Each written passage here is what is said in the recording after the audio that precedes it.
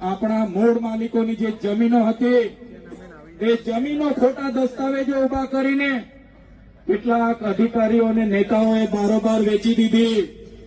ત્યારે મારા યુવાનોને, મારા વડીલોને આહવાન કરું છું મેં, આવનારી ચૂંટણીમાં એ લોકોને તમારે આનો જવાબ, ઈંટનો જવાબ પથ્થરથી આપવાનો છે। અમારી બેન દીકરીઓ જ્યારે શહેરોમાં જાય છે ત્યાં અમારી બેન દીકરીઓનું શોષણ થાય છે, અન્યાય થાય છે, બળાત્કારો થાય છે। આ મજબૂરી, આ પરિસ્થિતિ પેદા કરનારી આ ભારતીય જનતા પાર્ટીની સરકાર છે, એમને આવનારા દિવસોમાં ઉખાડીને ફેંકી દઈશું।